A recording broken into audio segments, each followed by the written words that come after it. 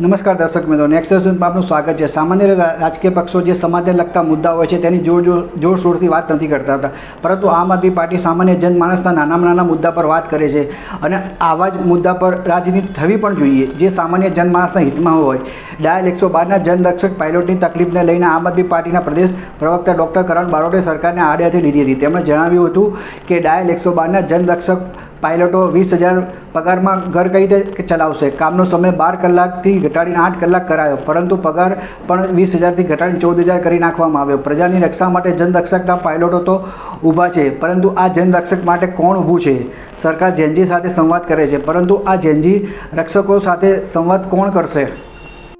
Transport બાદ જ્યારે પાયલોટની ગાડી નથી મળતી એટલો સમય તેમને બેરોજગારી રહેવું પડે છે। 112ની ઘણી ગાડીઓ આજની તારીખમાં પણ ધૂળ ખાય છે। નોકરી મળવા અને ઓર્ડર મળવા વચ્ચે 6 થી 8 મહિના સુધી જનરક્ષક પાયલોટો બેરોજગાર રહે છે। સરકાર તાઇફાઓ અને હોર્ડિંગ્સમાં કરોડોનો ખર્ચો કરે છે, પણ આ પાયલોટોને યોગ્ય પગાર ચૂકવાતો નથી। 14,000ના પગારમાં પાયલોટોને બીજા જિલ્લામાં રહેવું પડે છે। સરકાર જનરક્ષક પાયલોટો સાથે સંવાદ કરે, યોગ્ય પગાર આપે। તો આવો દર્શક મિત્રો, આ અંગે વધુમાં કરણ બારોટે શું કીધું તે આપણે સાંભળીએ। નમસ્કાર, આજની પ્રેસ વાર્તામાં તમામ મીડિયા મિત્રોનું ખૂબ ખૂબ સ્વાગત કરીએ છીએ। આજે મારે વાત કરવી છે કે કોઈ પણ પરિવારની અંદર જ્યારે કોઈ પણ સભ્યને પોલીસ વિભાગની અંદર નોકરી મળતી હોય છે ત્યારે એવું કહેવાય છે કે ગર્વની વાત છે।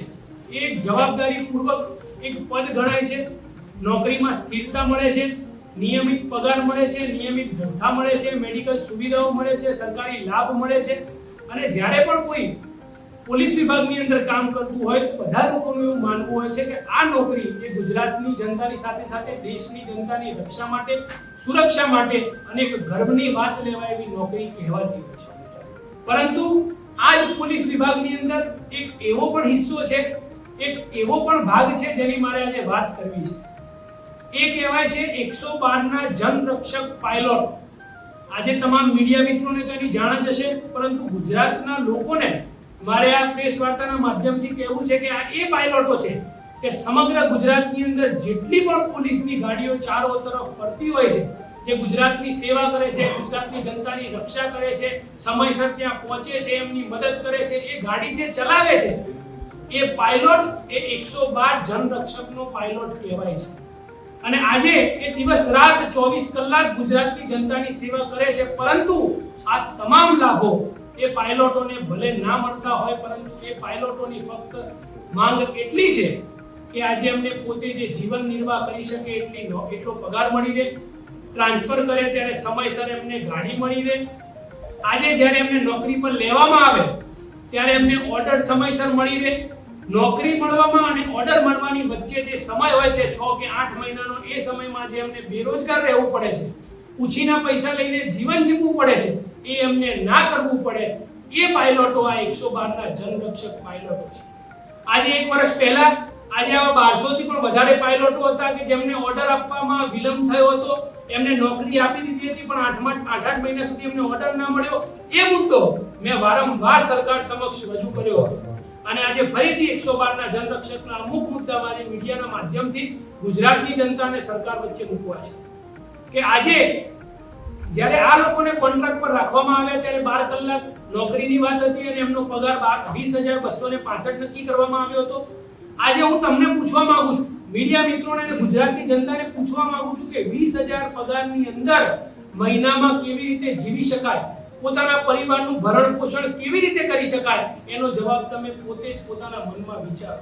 પરંતુ તેમ છતાં આ લોકો 24 કલાક એટલે કે 12 કલાક કામ કરતા હતા, અમુક વાર 1 કલાક એટલે 24 કલાકનો આખો દિવસ કાં તો શિફ્ટમાં કામ કરતા હતા। સતત ગુજરાતની જનતા માટે એ લોકો કામ કરી રહ્યા, પરંતુ ક્યાંક ને ક્યાંક 12 કલાકની જગ્યાએ એમનો સમય ઘટાડીને 8 કલાક કરવામાં આવ્યો, એમાં પણ વાંધો નથી, સરકારનો નિર્ણય છે। પરંતુ 12 કલાકની જગ્યાએ 8 કલાક કરવામાં આવ્યો, પરંતુ સાથે સાથે એમનો પગાર 20,000 માંથી ઘટાડીને 14,000ની આસપાસ કરી દેવામાં આવ્યો। જે લોકો 20,000 માં જીવી નથી શકતા, એ લોકો 14,000 ની અંદર કેવી રીતે જીવતા હશે, સૌથી મોટો પ્રશ્ન છે।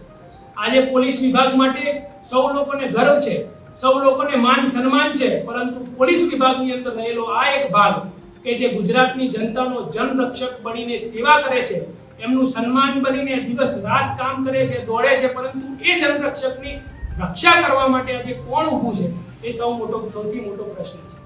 આજે જ્યારે જૂન મહિનામાં 8 કલાકના ધોરણે એમને પગાર આપવાનો હતો, એની બદલે આજે જૂન મહિનાનો પગાર જે એમના ખાતામાં પડ્યો એ પૂરેપૂરો પગાર પડ્યો, જેની જાણ પાયલોટોને હતી નહીં. અને જુલાઈ મહિનાનો પગાર જે ઓગસ્ટમાં મળ્યો એ જૂન મહિનાના પગારની અંદર જે વધારો આપવામાં આવ્યો હતો એમાંથી કાપી દેવામાં આવ્યો, એની જાણ પણ પાયલોટોને નથી. એટલે આજે આ પાયલોટો આર્થિક સંકટમાં ક્યાંક ને ક્યાંક મુકાયેલા છે. આ એ જ પાયલોટો છે કે જેને 112ના જનરક્ષક પાયલોટ કહેવાય છે. પોતે ગુજરાતની જનતાની રક્ષા કરે છે, પણ પોતાનું આર્થિક સંકટમાંથી બહાર નીકળવા માટે એમની રક્ષા કોણ કરશે એ સૌથી મોટો પ્રશ્ન છે. આજે મારે સરકારને કહેવું છે કે આપણે સરકારી તાઇફાઓ કરીએ છીએ, મોટા મોટા બેનરો પોસ્ટરો માંડીએ છીએ, મોટા મોટા પ્રોગ્રામની અંદર મોંઘી ડીશો કહીએ છીએ, સમોસા કાજુ કતરીની અંદર હજારો કરોડો રૂપિયાના ખર્ચા થાય છે. પરંતુ આજે આપણે જો આવા યુવાનો કે જે દેશની સેવા માટે કામ કરે છે, આવા યુવાનો કે જેને જેનઝી કહેવાય છે, આવા યુવાનો કે જેના માટે સંવાદ કરવા માટે સરકાર અત્યારે અલગ અલગ પ્રોગ્રામ રચી રહી છે, પરંતુ આ વિભાગની અંદર જ આ યુવાનો કામ કરે છે, તો એની સામે એની પાસે એની જોડે રહીને એની સાથે સંવાદ કોણ કરશે? આ યુવાનોના જે તકલીફમાંથી એમને બહાર કોણ લાવશે એ સૌથી મોટો પ્રશ્ન છે. આ 112ના પાયલોટો જ્યારે એમની ટ્રાન્સફર કરવામાં આવે છે, ટ્રાન્સફર કર્યા બાદ એમને અમુક સમય સુધી, જ્યાં સુધી ગાડી મળતી નથી એટલા સમય સુધી એ બેરોજગાર તરીકે વિતાવે છે. એના લીધે જે આર્થિક સંકટ ઊભું થાય છે એમાં પણ એ લોકોને કોઈ પણ યોગ્ય જવાબ મળતો નથી. આજની તારીખે પણ ઘણી ગાડીઓ ધૂળ ખાય છે 112ની. આજની તારીખે પણ જે લોકોને નોકરી પર રાખવામાં આવ્યા છે એમની 12,000 રૂપિયા લઈને ટ્રેનિંગ પૂરી કરી દેવામાં આવી છે, અને આજની તારીખે એ લોકોને પણ હજી સુધી ઓર્ડર આપવામાં આવ્યા નથી. ક્યાંક ને ક્યાંક HR વિભાગમાં મળવા જાય છે, ત્યાં ફોન કરે છે, તો એવું કહેવામાં આવે છે કે ભાઈ આગળ કોઈ પ્રોગ્રામ થવાનો છે, મતલબ કે કોઈ મોટા નેતા આવવાના છે, એ આવશે જ્યારે લિમિટ ગાડી આપશે ત્યારે ગાડીઓ છૂટી થશે અને તમને ઓર્ડર મળશે. એટલે મારે સરકારને કહેવું છે કે આ એ પાયલોટો છે કે અત્યારે 14,000 રૂપિયાની અંદર પોતે અમદાવાદ રહેતા હોય તો કોઈ પંચમહાલમાં નોકરી કરતો હોય, પંચમહાલમાં રહેતો હોય એને મહેસાણા નોકરી કરવા મોકલ્યો હોય, બનાસકાંઠાનો હોય એને સુરત મોકલ્યો હોય. 14,000ની અંદર તમે આખો જિલ્લો ચેન્જ કરી નાખો, એ 14,000 ની અંદર પોતાના પરિવારની સાથે કેવી રીતે જીવન નિર્વાહ કરતો છે એ બહુ મોટો પ્રશ્ન છે. મારે સરકાર સમક્ષ ફક્ત ને ફક્ત એટલું કહેવું છે કે આ 112ના જનરક્ષકના એ પાયલોટો છે કે જે પોલીસ વિભાગની અંદર પાયાના પથ્થર બનીને કામ કરે છે, ગુજરાતની જનતાનું રક્ષણ કરવાનું કામ કરે છે, પરંતુ આજે એ જ જનરક્ષકની રક્ષા અને સન્માન કોણ કરશે બહુ મોટો પ્રશ્ન છે. આજે આ 112ના પાયલોટોને કોઈ ઉપકાર નથી જોઈતો, એમને ન્યાય જોઈએ છે. આ 112ના પાયલોટોને એમનો હક અને અધિકાર જોઈએ છે. આજે આમ આદમી પાર્ટી વતી આજે હું કહેવા માંગુ છું કે 112ના પાયલોટો માટે સદંતર મેં અવાજ ઉપાડ્યો છે, અને આજે પણ સરકાર સમક્ષ વિનંતી કરું છું કે એમનું પગારની અંદર જે પણ એમને તકલીફ પડે છે, જેવી રીતે સરકાર યુવા સંવાદ કરે છે, જેનઝી સંવાદ કરે છે, એવી રીતે આ સરકાર 112ના જનરક્ષક પાયલોટોનો પણ એક સંવાદ કરે.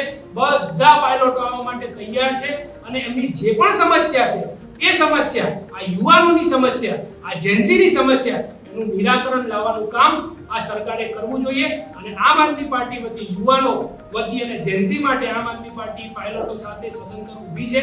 જ્યાં જ્યાં આમ આદમી પાર્ટીની જરૂર પડશે, જ્યાં જ્યાં યુવાનો અમને કહેશે કે તમારે આવવાનું છે, ત્યાં એમની સાથે ઊભા રહીને અને આ પાયલોટોને ન્યાય મળે એના માટે આમ આદમી પાર્ટી સદંતર પ્રયાસ કરતી રહી છે અને આગામી સમયમાં પણ પ્રયાસ કરશે. ખૂબ ખૂબ આભાર.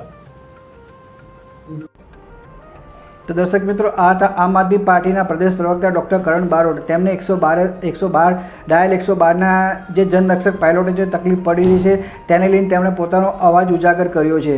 તો દર્શક મિત્રો, આ અંગે આપનું શું માનવું છે તમે કોમેન્ટ બોક્સમાં જરૂરથી લખીને જણાવશો. દર્શક મિત્રો, આવા સમાચાર જોવા માટે આપ અમારી ચેનલ લાઈક કરો, શેર કરો, સબસ્ક્રાઈબ કરો. હજી તમે દર્શક મિત્રો અમારા અહેવાલને ફેસબુક પેજ પર જોઈ રહ્યા છો તો તમે અમારા ફેસબુક પેજને ફોલો કરો. ઇન્સ્ટાગ્રામ પર જોઈ રહ્યા છો તો તમે અમારા ઇન્સ્ટાગ્રામ પેજને ફોલો કરો.